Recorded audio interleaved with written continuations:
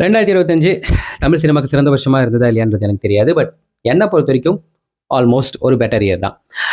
ஏகப்பட்ட படங்கள், ஏகப்பட்ட எதிர்பார்ப்போட வந்த படங்கள் எல்லாமே வந்து என்னோட ஃபர்ஸ்ட் லிஸ்ட்டில் சேர்ந்துருச்சு ப்ராபப்ளி.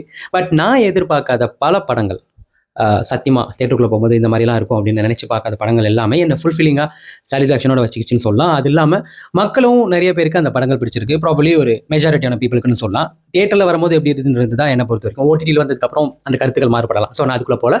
பட் ஃபினான்ஷியலி அந்த படங்கள் நல்லாவே சக்ஸஸ் ரேட் கொடுத்துருக்கு, லாபம் கொடுத்துருக்கு. ஸோ அந்த மாதிரி இப்போ வரப்போகிற list best entertaining movies of 2025. இதுலேயும் நான் எந்த வரிசைப்படுத்தவும் விருப்பப்படலை. ஏன்னா எல்லா படங்களுமே எனக்கு பிடித்த படங்கள் தான். ஸோ இதையும் 1, 2, 3ன்னு போட்டு அதை நான் வரிசைப்படுத்த விருப்பப்படலை. ஸோ உங்களுக்கு இதில் ஏதாவது மாற்று கருத்து இருக்குது, இல்லை நான் ஏதாவது படத்தை மிஸ் பண்ணிட்டேன்னு நினச்சிங்கன்னா தாராளமாக கமெண்ட் செக்ஷனில் சொல்லுங்கள். அது ஏன் மிஸ் பண்ணேன், இல்லை நான் தெரியாமல் மிஸ் பண்ணிட்டேன்னா அதை ஆட் பண்ணவும் நான் தயார் தான். இல்லை இந்த படங்களில் உங்களுக்கு ஏன்டா இதெல்லாம் ஒரு படமாக நீங்கள் கருத்து வச்சாலும் அதையுமே நான் உங்ககிட்ட கருத்தியல் ரீதியாக சண்டை போட ரெடி, நாகரிகமான முறையில். ஸோ என்ன லிஸ்ட்டுன்றதை போயிடலாம்.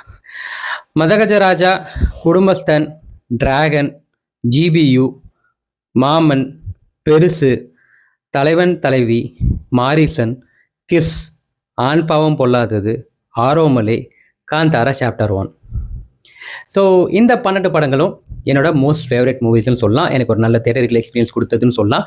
இன்னொரு வாட்டியும் ரீவாட்ச் பண்ண படங்கள்னு சொல்லலாம். ஸோ இதில் ஒரு சில படங்கள் நான் திரும்ப திரும்ப தேட்டரில் பார்த்த படங்களும் இருக்குது. உங்களுக்கு நான் சொன்ன லிஸ்ட்டில் உங்களுக்கு பிடித்தமான படங்கள் எது அப்படின்றத மென்ஷன் பண்ணுங்கள். இல்லை நான் முன்னாடியே சொன்ன மாதிரி மாற்று கருத்து இருந்தால் அதையும் மென்ஷன் பண்ணுங்கள்.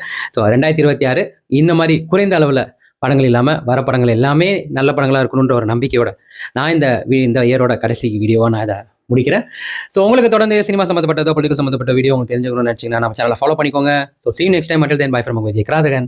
Happy New Year 2026.